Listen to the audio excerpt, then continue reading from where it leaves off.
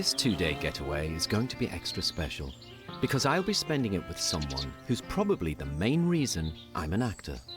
If it wasn't for him and his ilk, I probably wouldn't have a career in theatre and television. And he just happens to be one of the nicest blokes on the planet. He gave an iconic performance as the character Neville in that fantastic series, Auf Wiedersehen, Pet, and then went on to entertain millions in Inspector Morse and Lewis. Yeah, today I'm teaming up with actor and good friend, Kevin Whately. While Kevin grew up in the Northeast, he now lives down south. But he's often back in the region to visit friends and family. So I'm on my way to pick him up and whisk him off for a day of fun, away from it all. You all right, Bunny lad? Oh, Robson Green, as I Whately, live and how are breathe. you, lad? Very good indeed. Good to see you. Would you like to spend a day with me and reconnect with your northeastern roots? I'd love to, but can I finish my tea first? No, how are? Time's money. How are, man? Treat me gently. You're right. Yeah. You're right. Our first destination is on the coast, about a 45-minute drive away. So, where did you grow up, Kev? In Cumberland, in Brampton, and we moved over to North Tyne Valley when I was 4. My dad was at sea, so my mother's cousins all lived in Hexham, so we moved up to that area so that she had some support. So when it came to holidays for you as a kid growing up in the northeast, would you be travelling locally? We rented a place in Bamburgh, usually with my dad's pal, my Uncle Bill, and his family. And we'd rent a place right in the middle of Bamburgh, one of these old Victorian gaffs, and all pile in there, and I just loved it. It's still my favourite place in the world, Bamburgh. Well, Bamburgh's not on the schedule this time, but we're going just a few miles down the coast from there, so I hope Kevin will love it just as much. Did you build sandcastles as a kid? What were you building in the I might have done. Yeah, I used to build moats and let the seawater come in. Come in, yeah, of course. We had a dog when I was a kid that always used to jump all over your sandcastle before you got it built. So, when you were at school, were you good at art? Well, I did A-level art. Did you? Was Yeah. that sculpting, painting, drawing? No, it was painting. Have you ever painted in the sand? Not ever. Well, we're going to meet a lovely lady who puts her heart and soul into the sand. Excellent. If you're into beach art, there can't be many better canvases to use than this unspoiled, dune-backed stretch at Almouth. And it's obviously a favourite for artist Claire, who's left her job as a clinician in the Midlands to come back to the Northeast. Look at this. Claire, how Hello, are you? I'm good. Robson, Hello. nice to see you. And she's now turning her passion for sand art into group sessions in a bid to share the positive feelings they create. Time did you start? 5 o'clock. Way. Started at 5. What time did you get up? 3 o'clock. Yeah. You need to know what time low tide is, and then I start a couple of hours before that. But the nice thing is I get to see the sun come up. So Lovely. Can we give you a hand to finish off this masterpiece? I would love it. I've got a couple of rakes over here if you would like to step this way. Great. Having been up with the larks, Claire's already mapped out a couple of birds for us to decorate. It really is just a question of making light scratches and then just to scratch over the other Crisscross. side. And Right. so you're making a kind of biscuity crumble sort of texture. Biscuity crumble on Almouth Beach. But this is just colouring in. How way? Yeah, how weird, man. You did A-level art. You're going to be shading here, there, and everywhere. That's it. It's looking lovely. Really nice. You've got that lovely crumbly texture. So, Claire, tell me, have you always been into art? Well, I used to be a GP for 30 years, so I saw an awful lot of stress and the impact of stress on people's lives. And discovering this, it's a kind of antidote to stress. I've always found it really, really relaxing. And you find that you concentrate on what you're doing, so you lose whatever weight is on your mind. It's pure escapism. Yeah. So, obviously, in the not-too-distant future, the tide's going to come and take this all away. Yes. Is that all part of the experience? It is. I think, like everything in life, there's an impermanence to everything. And so learning just to enjoy it in the moment and then to let go is quite a useful thing. Well, I've never known Kevin Whately to be this quiet. So beach art for him is obviously doing the trick.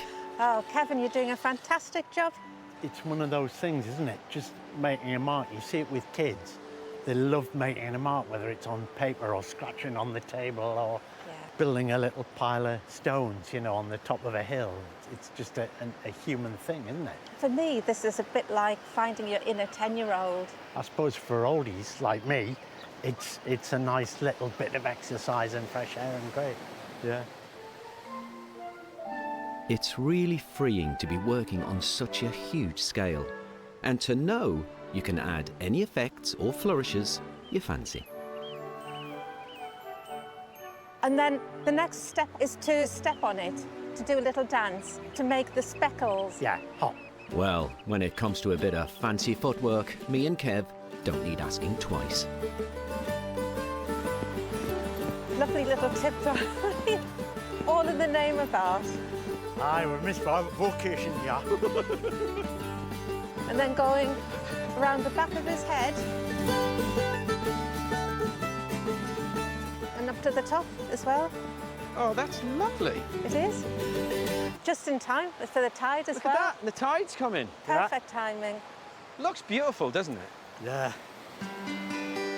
And while Claire's art is really impressive at ground level, it's from the air that you get the full impact of her beautiful designs. Claire, so lovely. Lovely to meet you. Lovely to meet you as well. Thanks, Claire. Nice. That's given me a real boost to my mood. Don't know about you, Mr. Whately. Absolutely. Well, listen, if you thought that was good, wait till you see what I've got lined up for you next. Claire's right. There's something really poignant about making art that the waves wash away. And our next activity, just along the beach, is also at the mercy of the tide.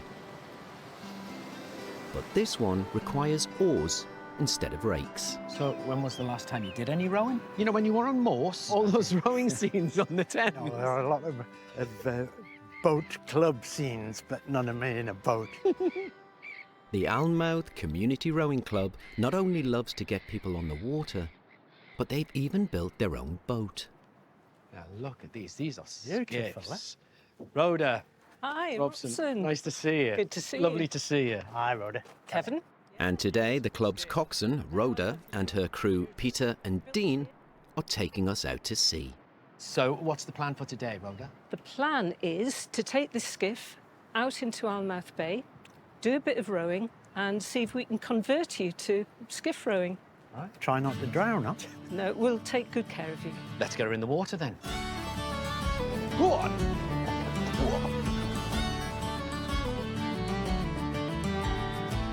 So tell me more about the Alnmouth Community Rowing Club, Rhoda. Well, it's for the community. We're not a bunch of specialist rowers. How many people do it? We've got about 65 members Oh, yeah. at the moment. Wow. And the fact that you've built this vessel yourself, does that make the row that much more pleasurable? The satisfaction of having built something that you're then taking out to sea is great. There's usually a crew of 5 on a skiff like this, So here are your life jackets.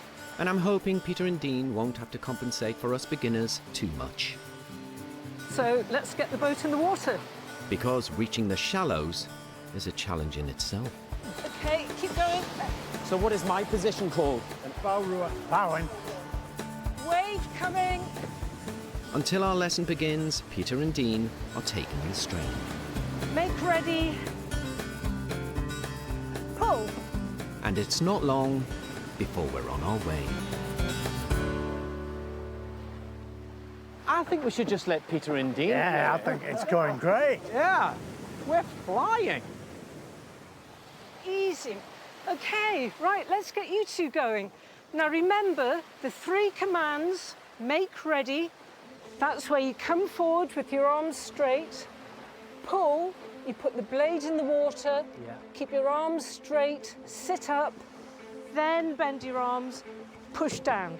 If you want to stop, tell me. Otherwise, I will call easy for everyone to stop. Right, okay. Make ready. Pull.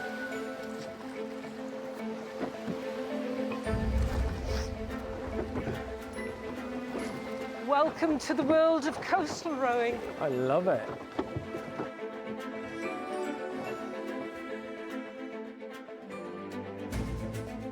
Well, I have to say, you're doing really well. We are on.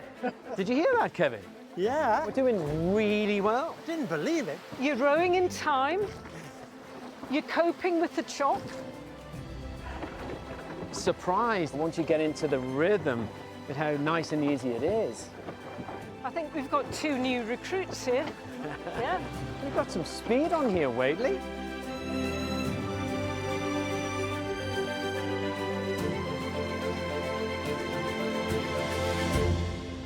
So is this something for all ages, Rhoda? You've just got to be big enough to hold an oar.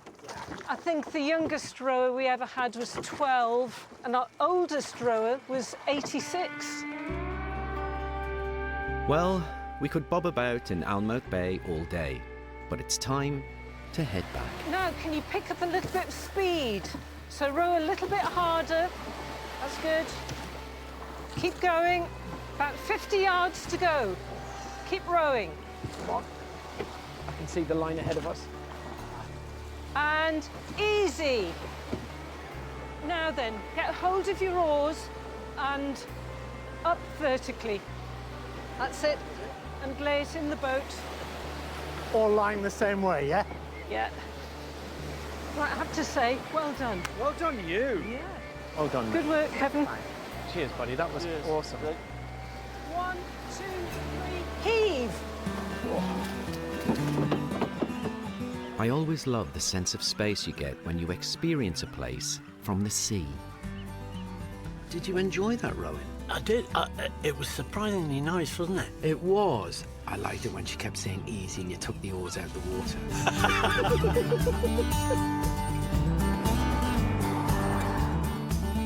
We're heading north now towards Chat Hill, and I can't think of a better way to spend the drive than talking about the breakthroughs Kevin made as an actor from the Northeast. I don't know if you're aware of the impact you had on so many of us growing up in the area, because you actually opened the door for us and gave us confidence and hope that we could do what you're doing and potentially make a living out of it. I think we were probably the last generation of oh, you've got to lose that accent. It was the same actually meeting Jimmy Nail, because we were all doing sort of watered down northeast accents, but our director on Our Feeders End, Pet Roger Bamford, said go for it to Jim, and he just used his Wallsend accent, and that energized it like nothing else. It was great. We all wanted to be in it, you know, and everybody wanted to play Oz. I mean, it was one of the funniest shows, but you had that beautiful hybrid. You had that hybrid of funny, sad pathos. Bottom line, just pure entertainment. So I read that you like your music and you were in a band. Were you in a folk band? Were you in a rock band? An R&B band and a folk duo. What was your instrument of choice? I was the vocalist in both. How's your lungs these days? Deflated, I would say, because you've got to keep using them, haven't you? Yeah. Well, what I've got planned for you this afternoon, you're going to need to inflate your lungs, Kevin. You're going to need plenty of puff for what I've got in store. Oh, I can do puff, darling. Project to the back there, Whately. Our destination is my accommodation for the night, in Tuggle. But before I drop off my bags, I've arranged for us to meet somebody who knows all about the benefits music can have on your mood.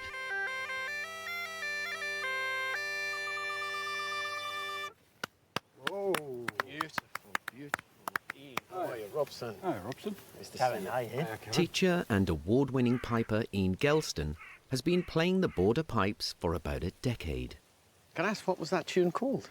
That was Ellingham Hall, which is literally just up the road from Over the where hills we and are. far away. Yeah, These are the border pipes, yeah? they are, yeah. And what makes them different to, say, the Northumbrian pipes and obviously the bagpipes? Well, they're different from the Northumbrian small pipes because they're bigger.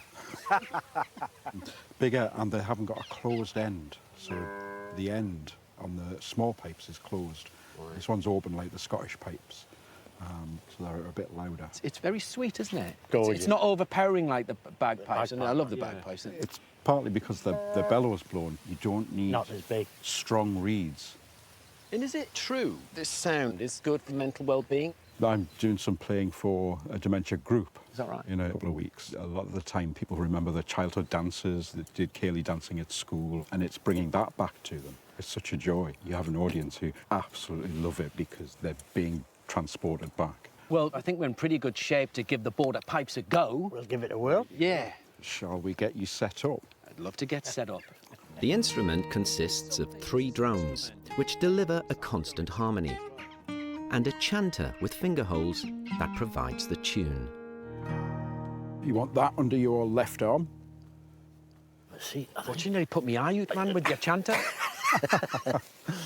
So this bellow here fills up that. Fills the bag, so it does Fills the the job of bag. your lungs. Okay, so no blowing involved at all. No. So if you want to keep going with the bellows and try and fill the bag up. Go on, you can do it, Kev. Oof. I'd get that scene too, Kevin. so There you just go, let just these let that drop. flap. Aye. Let them flap.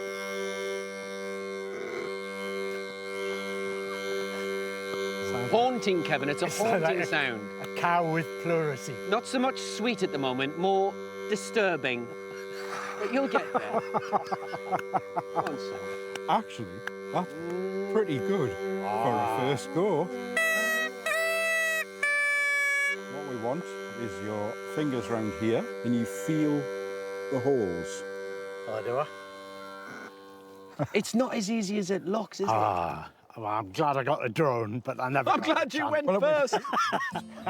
It might not have been that melodic, Just getting the drone is 3-4 months' work. Is it? Oh, all right. but Kev seems to be a natural. All right. So get that bag tucked right under your left arm. I'm spilling from the bag up, and I'm now going to squeeze a draw. Oh.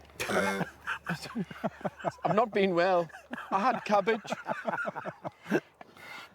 Hang on. Keep going. Okay, I'll keep my fingers off there. Hey, just let that one go now. What? You let that go. Just let it go. Yeah, but keep.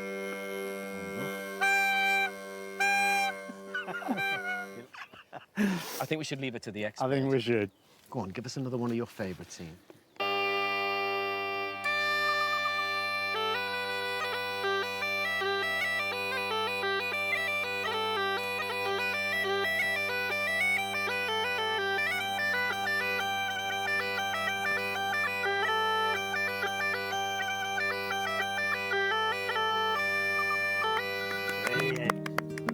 I've had a great time with Kev today, and we've packed loads in, meeting lovely people and catching up in the great outdoors. So, have you had a lovely day, love? I've had a beautiful day, son. It's been an absolute pleasure. Beautiful. But now it's time for Kev to travel back to his family, with some new tales to tell, and for me to check into my lodgings.